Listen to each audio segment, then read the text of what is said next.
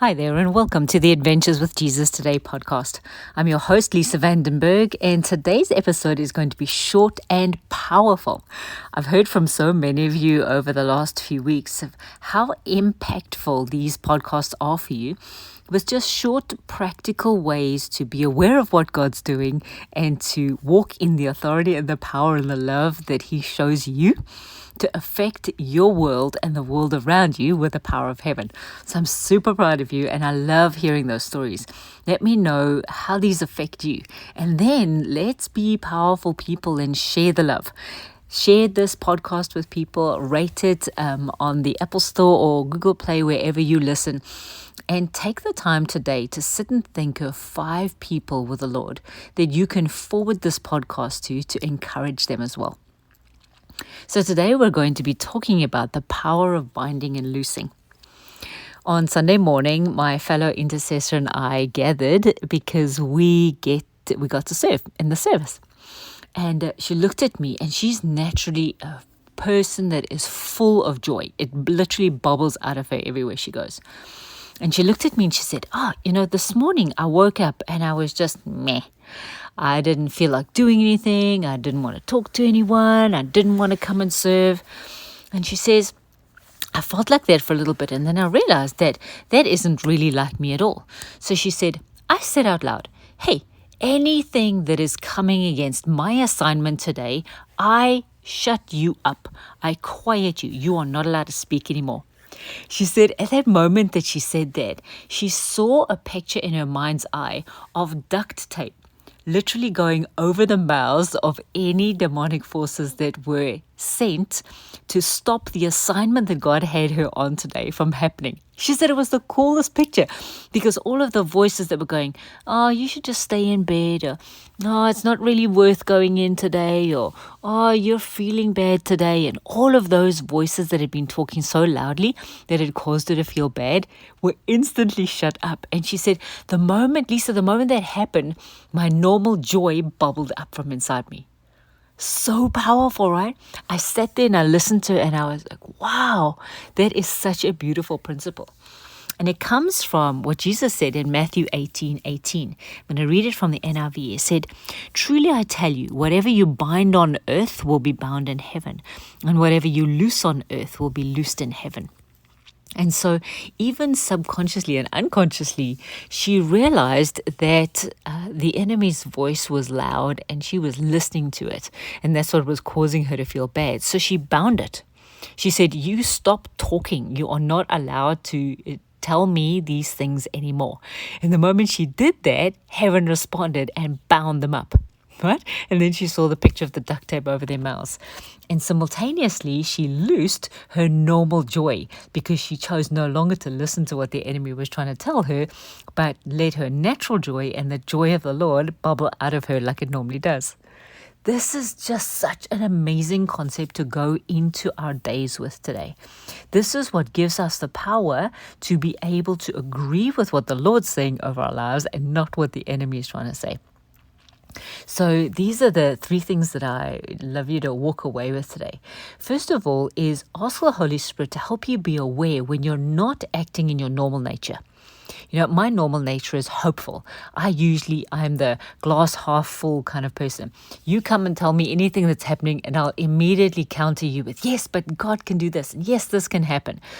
And so when I notice that I'm not hopeful, when I'm believing bad reports, when I'm stuck in hopelessness or despair, it's as if the Holy Spirit says to me, hey, Lisa, this is not how you normally are. Pay attention. So let the Holy Spirit help you to pay attention. Second of all, as you do, then you get to operate in James 4:7, which says, submit yourself to God, resist the devil, and he will flee from you. So the beautiful thing is, step 2, you get to go, oh Lord, I remember that my nature is hopeful. I remember that my nature is joyful. I remember that my nature is full of expectation of your goodness. So that's submitting ourselves to God, like remembering what it is that He says over us. And then we get to take step 3, which is, so I bind up the enemy. I say to you, you may not speak against the assignment that God has for me today. And as you do that, the enemy will flee from you and your natural way of being will bubble up again.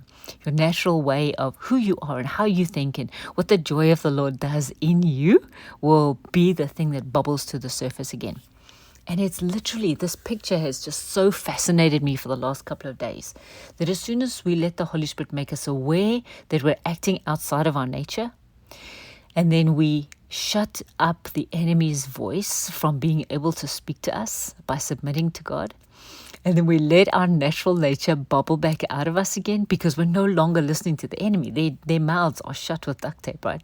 Then the Lord's voice is able to come through loud and clear, and the Holy Spirit is able to remind us of who we are. So today, when you face a situation where you meet someone that just makes you feel funny, right? You get angry with them, or you get offended, or you just don't like the way they behave. Let the Holy Spirit remind you and go, hey, let's look at that person through the eyes of love, right? And you get to go, oh, okay, Lord, I see what you mean. Enemy, you shut your mouth. You are not allowed to tell me bad things about this person in front of me. You're not allowed to get me to respond in a certain way. I choose love.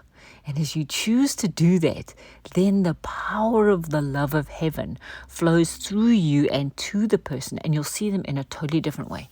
If you're worried about something, some kind of circumstances, the enemy is, think about it, the enemy is actually sitting next to your ear going, oh, you're never going to make it. Oh, you're not good enough. The situation's never going to turn around. You better just do something because God's not doing something. Whatever he's chattering, imagine putting a piece of duct tape over his mouth so that he can't talk anymore. And the moment that happens, then the power of God's voice is loud enough and you choose to hear it again. And the natural hope that's in you and expectancy of the goodness of God will be the thing that you think again, will be the way that you walk again. Oh, so good.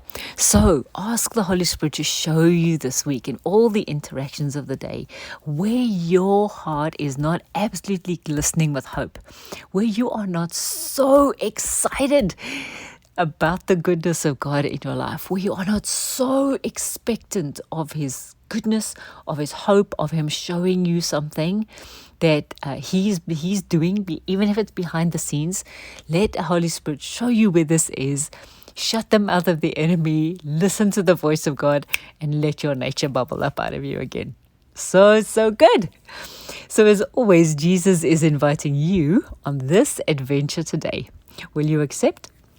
Come across and visit us at thewaysofwisdom.com, and I love hearing your stories. Let's share this good news. At least 5 of your friends, family members, peers, whoever the Holy Spirit highlights to you. Let's send good news so that we get to walk in this victory. We get to walk showing the world who God is and how we get to live each day as his beloved sons and daughters. Bless you guys. See you next week.